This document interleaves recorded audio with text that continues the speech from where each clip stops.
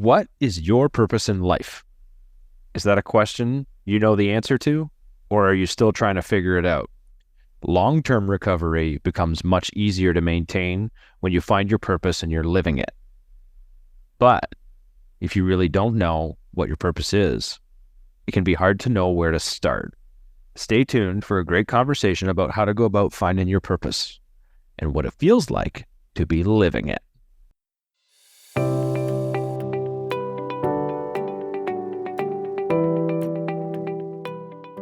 Welcome to Through the Glass Recovery podcast, where we believe that connection is the opposite of addiction, vulnerability is the antidote to shame, and that recovery isn't just rewarding, but it's also a lot of fun.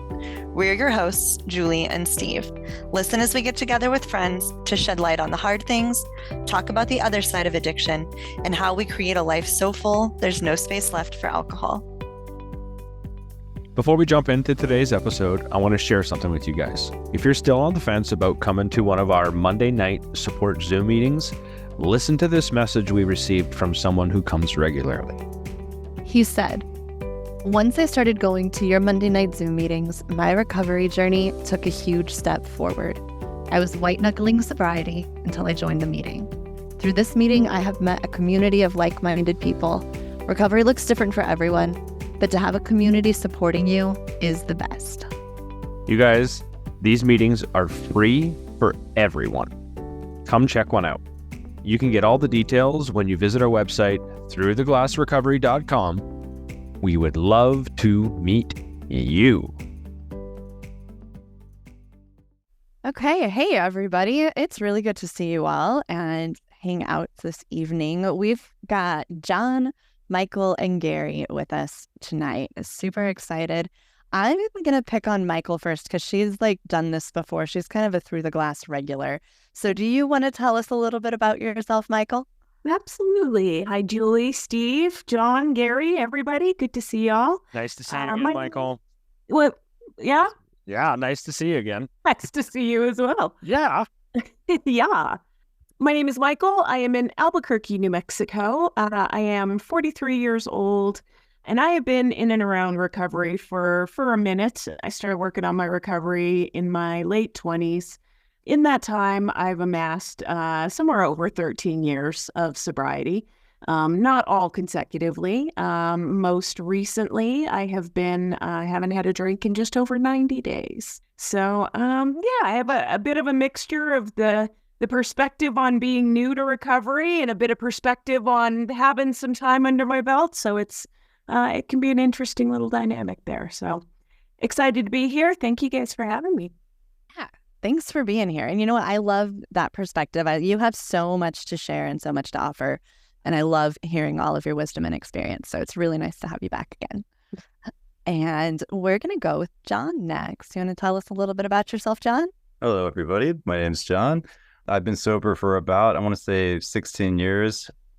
I was forced to be sober because I made it, by the law, basically, I did some dumb things and I was forced to it's kind of an interesting thing because I didn't do it necessarily on my own initially. I was forced to. So now I had to find a bunch of things that, feel comfortable doing with, a lot of exercising. I got into writing. And of course, when my daughter was born, I wanted to, be a good father figure to her. So I'm very regretful that it wasn't on my own power that I became sober. And I think that I struggle with that a lot to find ways to just, keep it going just by, being motivated to, just find other things to keep it, keep my sobriety going. And just, it's, I fear that I could go off the rails at any time. And I've had a good run, but I just feel like I have to keep reinventing myself and, just do the right things.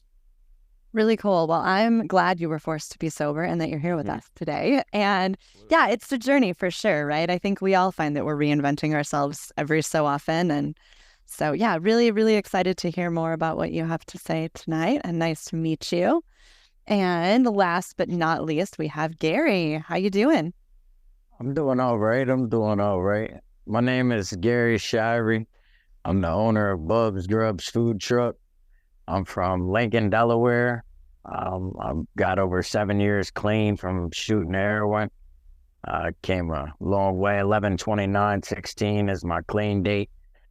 And I live to inspire people, man. I built my food truck off of watching YouTube videos. I didn't know what the fuck I was doing. I just put some things together and put this piece of stainless here and that piece of stainless there. And I have one of my friends that he was very savvy with electrical and stuff like that. So anything, he wouldn't necessarily do it for me, but he was willing to teach me things that I didn't know. And I built it in his front yard. And now I've gained a little over 4,000 followers on Facebook, and I like to inspire people. I got a WBOC interview on Friday, so a little nervous, but I'm ready for it. Right on. Awesome. Really cool. Well, yeah, this is good practice, right? Yeah, super happy to have you here. Love your purpose to inspire others. And that kind of carries us into our topic for the evening, which is one of the keys to staying sober for the long term is finding and then living out your purpose. But sometimes that's easier said than done. So how does one go about finding their purpose? Where are you at on this journey? Do you know exactly what you're meant to be doing, or are you still kind of figuring it out? So interestingly enough, part of finding my journey involved having a tarot card reading not too long ago. I've been going through a transition of potentially changing jobs. And while considering that, I had one of the people in the community do a tarot reading for me. And she mentioned one of the cards that came up was specific to like my career path that I'm on now. And she said, this indicates that you are exactly where you should be. Like, and I've struggled with imposter syndrome. I've struggled with these things. And she said, this card, it shows your anxiety. Like your anxiety is this little rabbit right here. It's there, but it's manageable, you know? And it really got me to thinking, and then of course, hearing this topic, kind of looking bigger picture, you know, my purpose has always been to help, whether it's helping people, whether it's helping animals. I got into the healthcare industry very early. I got my first job in a hospital at 19. And the thing I loved about it was connecting with others and helping others. And I have this ability to kind of help people be at ease. They want to tell me what's going on. And so now as my career has transitioned, I'm in human resources now, and it's changed my perspective on what it means to help others. I'm still, you know, it's not the hands-on patient care that I once defined it as, but now it's helping the, you know, employees to be successful in their roles so that they can provide good care so that, you know, and it's just definitely still figuring it out. But I feel like I have a big picture on my purpose, like kind of, you know, this direction is what fuels me. But what that looks like specifically is still very much growing and changing and becomes a little clearer, I think, with sobriety as I go down that path. For sure. I think one thing that I've learned about finding purpose, and this seems to ring true for everybody that I've talked to about this topic, our purpose has something to do with helping other people. And I think every single human on this earth has a gift. And it might be teaching, and it might be compassion, and it might be caretaking, and it might be, you know, cooking like Gary or whatever it is. But if we find a way to use that gift to help other people, we're making our lives feel full, and we're also helping someone else's life feel full. And I think that, you know, that seems to be a common theme no matter who you talk to. If they feel like they're even sort of walking in the direction of their purpose, it seems that it has something to do with helping other people. When it comes to like living in your purpose, I get kind of confused with that because it's like I've tried a lot of different things. Like I like to cook. Don't get me wrong. Like I love to cook. I got the best cheesesteaks in Delaware. Like I'm literally in they got like a best of Delaware like ratings thing right now, like for the magazines and stuff. And I'm in the top 5 elimination round for the best food truck downstate and the best cheesesteaks downstate. But to be honest, like I feel like my passion is more of speaking. Like I'm very winded. I can talk for a long time, and I can not just talk. Like some people can talk and they're boring when they're just going on and on. when I get into my zone, like I can motivate a room. I can push somebody to like, yo, man, we got to get up and go do something like that. I feel like if you're not inspiring somebody like that, like you got to work on some things, because that's what we need to do. It's not always about giving a hand out. It's more so about giving a hand up. There's some people that are very intelligent. I know a lot of addicts that are actively using, that are so talented, like very, very talented. Like when it comes to like construction work or concrete work or just a bunch of random things, and they're so talented, they just can't get out of their own way. Me, I operate well in chaos. Like I can see somebody actively using, and it doesn't trigger me to want to go use. It reminds me of where I was when I was in their shoes. So it's hard, man. So when I think about this, the first thing, like when I think of what is my purpose, one of the things I go back to before I think of what is my purpose, I think of what is my gift.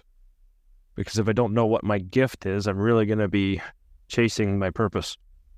And so once I figure out what my gift is, and let's be honest about this, that is a hard task to figure out. Some of us are really lucky and we know what that gift is. We just live that gift out. And some of us are like, what the heck am I supposed to, what the heck am I here for? What is my gift? I don't know what my gift is. Well, what am I good at? Well, I don't think I'm good at anything, because it's really hard to like self-reflect and say I'm good at this and I'm good at this and I'm good at this. I mean, I can do that to a certain extent, but what is my gift?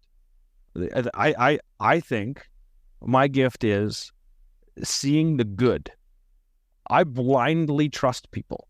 I see the good in people. And I think that is probably my gift. If I break it down to the very nitty gritty, the next part is okay, if I know what my gift is, then how do I create a purpose out of it? Because my gift is something that fills my heart, and by doing that, I do, because I see the good in people, and then I try and help them see that. And then that's where the fulfilling part is. But then what can I do? There's so many different ways I can use that gift to create a purpose, the passion. And so the next hurdle is how do I use it? And then finding a way to, because there's so many different paths to use any gift. If you're a musician or whatever that may be, you could be in an orchestra, you could have your own band, you can just write music, there's so many different ways to see it. So, I mean, when I think about purpose, it almost feels daunting. It's not as daunting as the word makes it seem, I don't think. Hold on one more.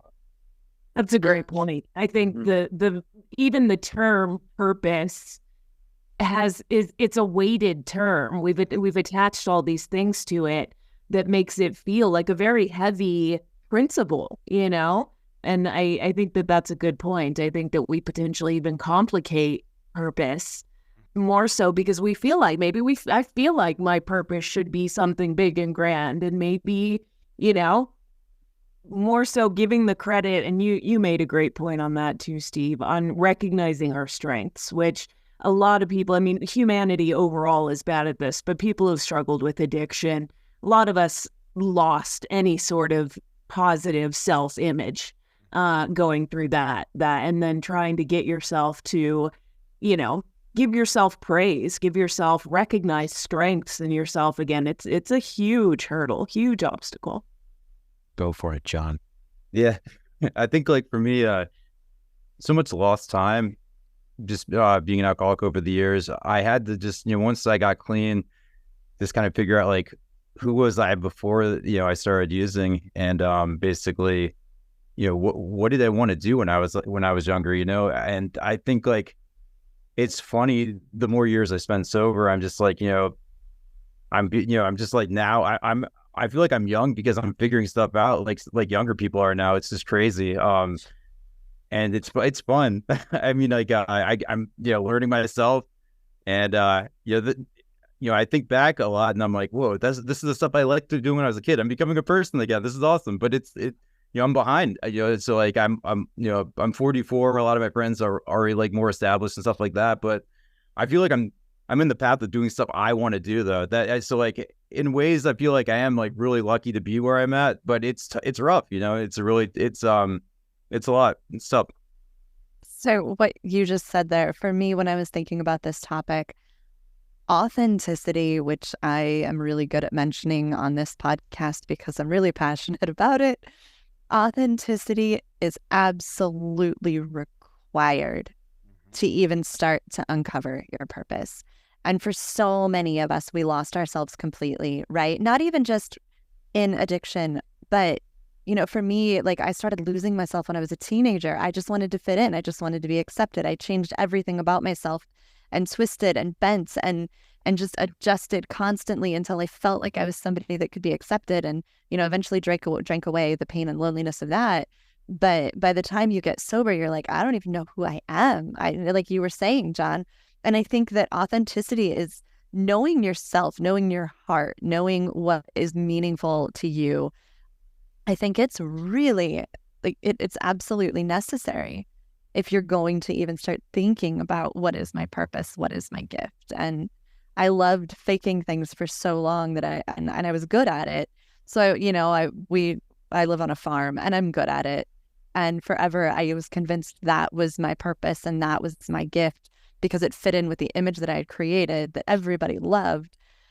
And I mean, it's nice, but this isn't my purpose. And it took getting sober and finding my true self to be able to look around my life and be like, everything I created has nothing to do with my actual meaning and purpose in my life. And then you get to undo it all.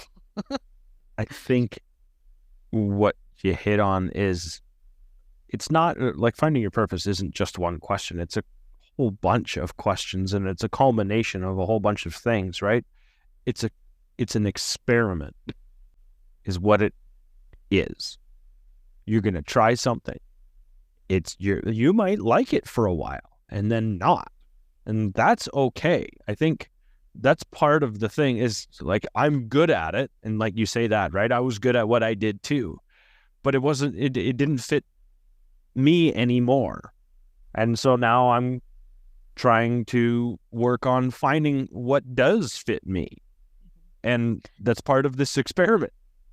I think it's okay too for your purpose to change throughout the course of your life. And I think and this goes back to the pressure of what is my purpose? I must find my purpose, right? My purpose today could be totally different from my purpose 5 or 10 years from now. And as long as I'm okay with that, like I feel like I know what my purpose is today. That's good enough, right? I don't need to commit to it for the rest of eternity because that's a little bit daunting. But it's okay as we grow and change for the scope of our purpose or our entire purpose to grow and change too, I think. And growth is important. Growth is very important. It's a lot of people, like, I'm only 28. I get a lot of kickback because I used to be out hanging out, very social, very interactive. But when life got serious, I fell back from everybody and from everything. I had placement over both of my children. And my daughter was knocking on the door. I had to let her in. She's not good. She just sit there knocking at the door the whole time. I told her I was on a podcast, but she don't care. She's the daddy's girl. It's all good. We like kids here. Absolutely. That dealing with my children, it has made me open my eyes to a lot of things. At 28 years old, my dad killed the girl that he was with, set the trailer on fire. This was back when I was 6 years old. He was 28. I'm only 28 now. And the way that I've changed my life completely, I live with a purpose instead of living like a ticking bomb. Like sometimes as being addicted to something, you've got an impulsive disorder where you just want to react to some things, and we don't think about what's going to happen on that flip side of things. We just kind of act off of impulse. And my growth has taught me to live for a reason instead of falling for anything, because now I think twice before I snap out about a situation. I have to recall that somebody's probably watching somewhere, somehow. If I get arrested or something like that, then I'm going to be on a news article. Then everything that I'm standing for with my food truck, with impacting the youth, it makes me look bad with what I'm trying to build. So I try to remember that when I get irritated and frustrated with life. There was a day that I prayed and wished that I could get out of the situation I was stuck in. And to do it at a young age, that's it's few and far between. But I feel like I got clean so early because I started getting high so early. Like I started on Percocets when I was 13 years old. I should have been in school somewhere, and I lost my grandmother. My grandmother died from throat cancer when I was 15, and I went off the deep end. Like I really didn't care about how bad my addiction got. And now I know that the way that I positively impact people now, I feel like she's watching me. You know what I mean? We're watching how I move and what I do in life in a positive manner. Like, they can't take this from me. The impact I make with my food truck, nobody can take it. I own it. I didn't lease it or buy it from a company. I built it with my own two hands. And if you would see kids, like last year I fed over 1,000 kids for free with my truck. They were doing a first responder police event at the school. I got linked up with one of the officers I went to school with, and I asked him if I could bring my food truck out there. And man, these kids, these just happy kids were out there shaking my food truck like a mosh pit. Like they were literally shaking my truck. But the way that I felt giving back to them kids, man, it is amazing, because now I can't even walk into my son's school without somebody's random kid coming up saying hi to me. I don't even know who he is or who they are, but I know that they know me because the day I fed all the kids with the truck, and that's living in my purpose. But I don't think that the food truck is something that, like Julie said, it's not forever. It's not something that I feel is going to be for the rest of my life. I really want to be a motivational speaker and travel the world. I think you touched on something really important there a little bit earlier on, and that's understanding our values. And that's one of the most powerful things I've done in recovery. The first time I quit drinking, most of our listeners know that story, but I quit for 14 months and then relapsed for a year, and then now I'm another 2.5 years in. But the very first time I quit drinking, my therapist asked me, "What are your values?" And she gave me this list, and she asked me to pick my 10 most important values from that list. And that was a hard exercise to do.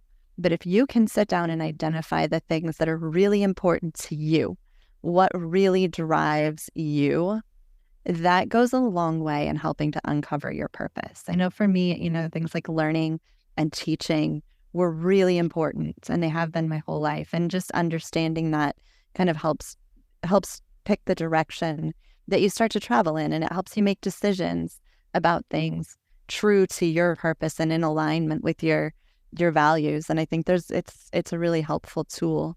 In fact, I can actually, maybe I'll include that in the show notes where you can download the list of values and figure that out if any of our listeners want to. I think Gary mentioned something too, is using past experience, right? He's got a whole bunch of past experience, and I think all of us have probably used that past experience. John talked about lost time. There's the loss, and then there's the past experience of what I didn't do, what I've missed out on, that drives the passion to find that gift or to live out the purpose, right? Like I know I've found a lot of passion in recovery from just being in the group and having these conversations. Like, these conversations are always, they put more fuel in the tank, is what they do. Well, I was kind of reflecting on, like, how can you tell if you're living your purpose? And I think that's a bit of what it comes back to is that you feel driven. You feel, this is the thing that pulls to you. It's the thing that makes you want to continue on the path that you're on. It's a thing that feels like things are clicking and things are making sense and they're aligning the way that they should. And not to say that it's going to be easy, but it's just, it's the thing that feels right. I think for a lot of people too, they know their purpose. In their heart, they know their purpose, but it is super vulnerable and super scary to say it out loud. This is what I think that I should be doing. This is what I want to be doing. This is this dream and passion that I have. Because then there's the fear, like, oh my God, what if I fail? What if I say this out loud to the world? What if I even write it in a journal and I never do anything with it, and all the what ifs? And then you're like, maybe that's not my purpose after all, right? Like, I mean, I remember the first time I said out loud, I want to be a recovery coach. That was scary. So like, who the hell am I to say something like that, right? But you put one foot in front of the other and you start making it come true. But I think there's a lot of people who probably know deep down maybe what their purpose is and are just a little bit too afraid to say the words out loud yet. Oh, that's terrifying. Mm-hmm. That's what I thought. The first thing after Michael, you said that, I was like, that's vulnerable, big time vulnerable. You took the words right out of my mouth there, Julie. If you're listening right now, grab a pen and paper after this and write that down, and tell me it's not terrifying, because it is. It is. John, you were nodding while I was talking. What are you thinking there? Well, I think what Michael was saying, like, I think if you do feel that motivation, it's got, there's got to be some kind of right to it. But I think like the fear for me is like, I think like the more time I'm sober, I just feel like I am more motivated with life. But like, I just don't want like, and I know where we're at now is not necessarily going to be where we are in the future. But like, there is that fear, like, is this wrong? But like, I mean, like, I don't think that it could be like absolutely wrong if you feel so motivated about it. Like, if you're feeling comfortable doing what you're doing, there's got to be an element of right to it, even if you're not in the exact place you want to be. You just got to keep going from there and just building on it. You just got to keep building. If you get really good at listening to your inner voice, you're going to know if you're on the right path. Mm-hmm. That's one of those things that you can only do if you're sober, right? Like we drank to shut our inner voice up. Every time it was like, no, don't do that. We're just like, shut up, and we drink more, right? So, I mean, you have to be sober to really be able to hear your inner voice. But once you're able to hear it, I think you definitely know if you're on the right path or not. And I think it ties in a lot to that fear of failure, too. I think maybe that's kind of a bit of what you were getting at there, John, is it's terrifying to put it out there and then have it not come to fruition, or to try, heaven forbid, you try and it doesn't come out, right? Or even worse, like a few years later, you're like, whoa, that's what I was doing? Oh my gosh. That's it. We have to learn, though. That goes back to experimenting. Try it. If this feels like the right thing, take some steps that direction. And maybe that is the right thing, and maybe it's not. Mm-hmm. But I like how you said maybe that's the right thing and maybe that's not.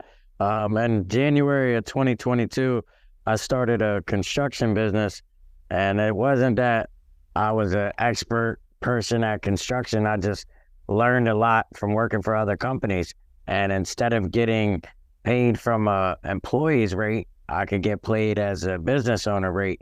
And me starting that construction company is what helped me to build my food truck, because I saved every dollar that I made for the construction company, and I built something that I love to do.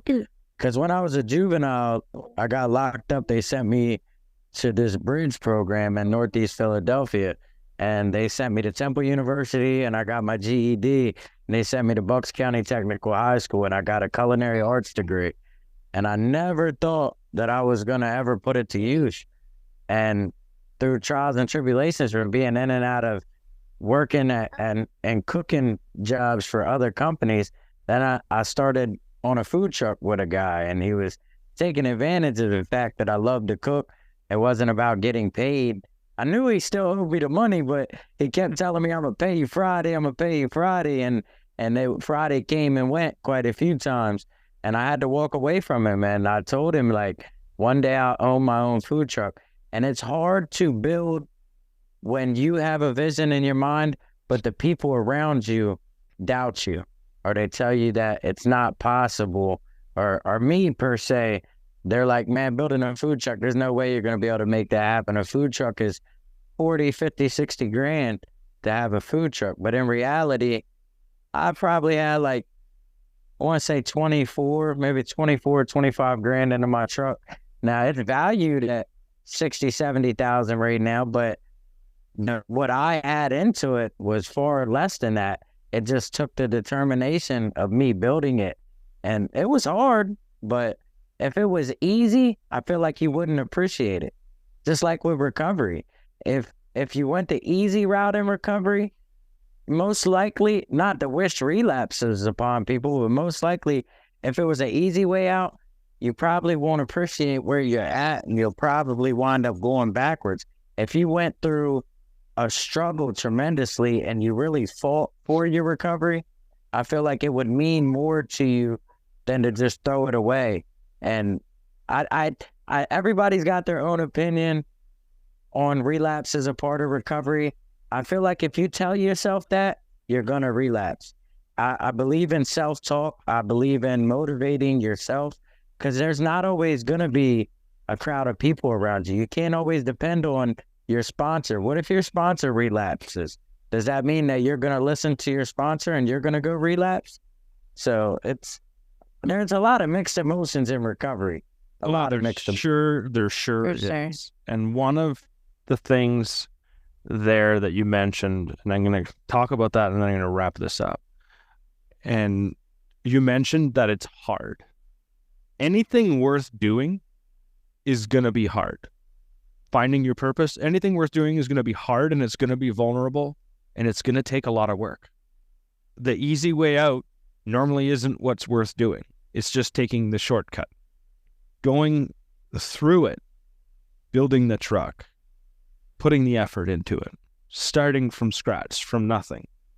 We talked about authenticity, Julie. Because I can tie authenticity into literally any topic. You can. I'm really good at that. Yeah. But it's true though. It is really, your purpose comes from you, and it's the gift that you have to give to the world, and it's the way you decide to use it. We mentioned living for a reason, understanding your values, and using past experiences. They're all stuff that fuels that passion in finding your purpose and using your gift. So I want to say thank you, John. Thank you, Michael. And thank you, Gary, for spending some time with us tonight. Absolutely. Yeah, thanks for having me on. Been a pleasure. Thank you guys so much. To our listeners, as always, we want you to know that you're appreciated. If you haven't already, consider rating and reviewing through the Glass Recovery podcast on whatever platform you're listening from. It's a free, easy way to support our efforts here and get our podcast into the hands of people who really need to hear it. We'll see you back here next week when we dig into the topic of people pleasing.